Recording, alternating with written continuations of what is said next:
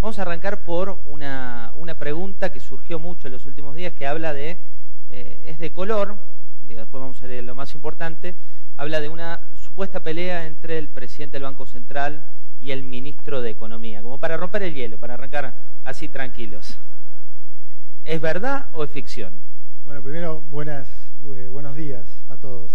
No, es ficción, una más. Yo no tengo tanta experiencia política, pero ya estoy acostumbrado. No sé si es un deporte o qué, o por qué hacen esas cosas, pero me tomaría el atrevimiento de mostrarte los chats con el ministro Duhovny, así que para mostrarte que si estamos peleados lo disimulamos bastante bien. La otra pregunta tiene que ver con algo que ocurrió en los últimos días. Se decía que usted iba a viajar a Washington, que iba a formar parte de la comitiva junto con el ministro, y finalmente no viajó. ¿Cuál fue la razón? Sí, iba a las 6 de la tarde del lunes. Decidí no ir porque la verdad que el lunes había sido un día difícil y esperaba un día difícil el martes. Me comuniqué con Christine Lagarde para avisarle, y me dijo que entendía perfectamente la decisión, que le parecía súper razonable, que me quedara tranquilo. Fueron en lugar mío entonces el vicepresidente Gustavo Cañonero, el director Pablo Quirno, y bueno, fueron obviamente con las instrucciones precisas. Llevamos un programa monetario y cambiario que ahora estamos discutiendo con el fondo, y eso fue todo.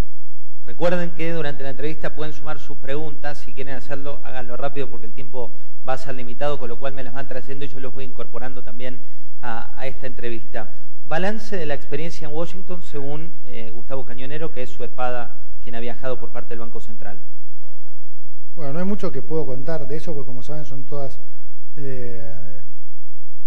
todo confidencial, pero muy bien, muy buena aceptación, muy buena recepción. En el fondo realmente hay muy buena gente, muy buenos técnicos, todos queriendo ayudar. Para ellos esto es algo realmente muy importante también.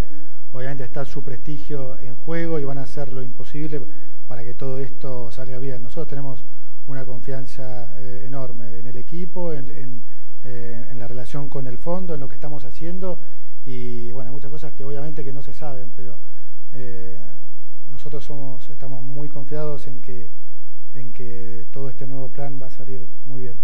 Otra de las cuestiones que se hablaron y mucho durante los últimos días tiene que ver con el presidente del Banco Central tiene las manos atadas, no puede intervenir.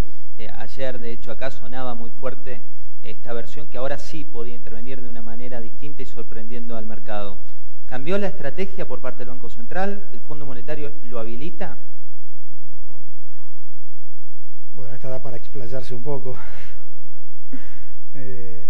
Sí, los últimos 2 días, claramente, el miércoles creo que fue, la estrategia cambió. A ver, de acá se habla mucho de todas estas cosas, hay diferentes teorías, con lo cual se van a escuchar muchas cosas. Están los que dicen, no, hay que plantarse en un determinado precio de 28 y no se mueve de ahí y entonces se arregla todo. Están otros, si quieren, más fundamentalistas, que dicen no, que tiene que flotar y encontrar el equilibrio en donde sea. Yo personalmente no adhiero a ninguna de las dos, honestamente. No están dadas las condiciones para que el Banco Central se plante en un determinado precio y diga el precio es este. No corresponde. Tenemos justamente un tipo de cambio flotante que nos permite absorber shocks. No tendría ningún sentido tampoco con este nivel de inflación hacer eso. Si yo me hubiera plantado en 28, hubiera vendido 10.000 millones de dólares ahí, y después viene Turquía, Brasil, Cuadernos, nos encuentra en una posición muchísimo más débil.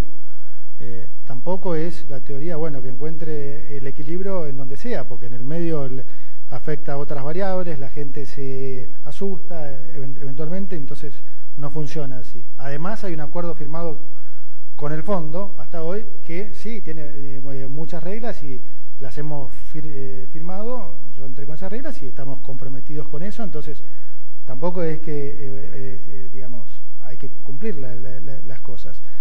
Pero como dije antes, en el fondo están para ayudar. La mejor mejor gente, súper razonable, y si entonces se puede demostrar que cierta estrategia no es la más apropiada para determinado momento, bueno, lo escuchan y se lleva adelante. El tema de las subastas es algo que funcionó muy bien en otros países y funcionó aquí durante todo el mes de julio, pero estaba claro que en las últimas 2 semanas, con un mercado mucho más disfuncional, y probablemente no era la mejor herramienta.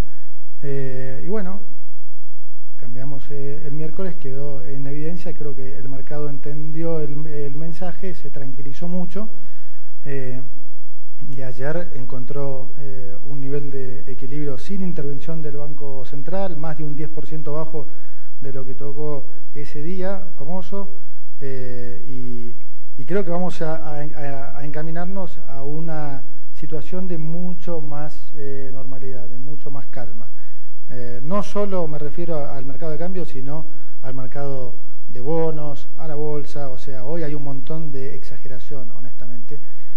No sé si queda bien o mal que lo diga el presidente del Banco Central, pero la realidad es que sí, los mercados se mueven en manadas y muchas veces exageran para un lado y exageran para el otro. Y hoy claramente estamos en un nivel de exageración que se puede comprobar empíricamente. O sea, el tipo de cambio, estamos cerca de los términos de intercambio multilateral de casi el 2003, que está reconocido como uno de los niveles más altos que hemos tenido.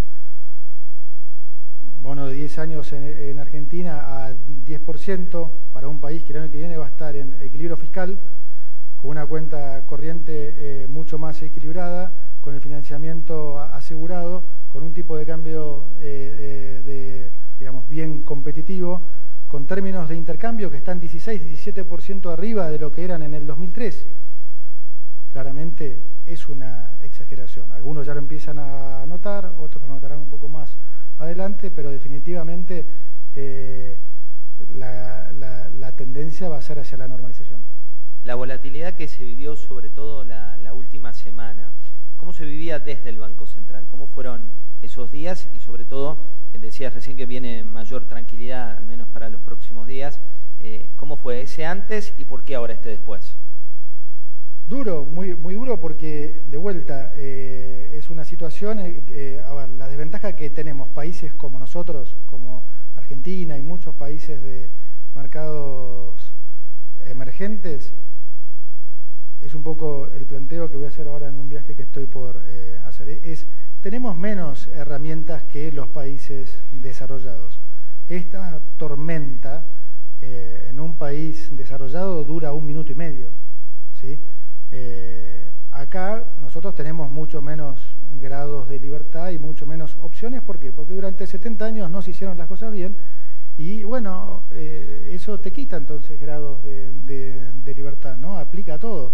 Estados Unidos, Europa, tuvo una crisis muchísimo más severa que esta, muchísimo más, ¿no? Arrancó con una crisis inmobiliaria y después se transformó en una crisis de mercado, literalmente, donde se cayó el precio de todos los activos. La Reserva Federal, ¿qué hizo? Se puso a recomprar todos los activos, absolutamente todos. Bajó la tasa cero, recompró todos los activos. ¿Qué hizo el presidente del Banco Central Europeo en el 2010, en la crisis de España, Italia y Portugal? Una crisis mucho más parecida a la nuestra del 2001, ¿no? O sea, una moneda atada al euro, un sistema financiero totalmente apalancado en bonos del Tesoro de sus diferentes países, un cuestionamiento al crédito, una deuda sobre producto muy alta. Bueno, sí, claro, pudo imprimir euros, recomprar la deuda de estos países desde niveles de 90 o de 70 y pico, en el caso de Portugal, a 110, puso las tasas de vuelta por el tiempo que quiso en cero, y el sistema financiero se reacomodó y de a poco se fue saliendo. Bueno, esas son todas opciones que nosotros no tenemos. A mí me encantaría salir a recomprar bonos argentinos en este momento al 10 o tener espalda ilimitada para decir, bueno, las cosas llegaron hasta acá. De vuelta, esas son las cosas en las que hay que entender que no es gratis haber hecho las cosas mal durante 70 años. No tenemos un mercado de capitales interno, desarrollado, que nos permita absorber shocks externos. Todo esto son las consecuencias de eso.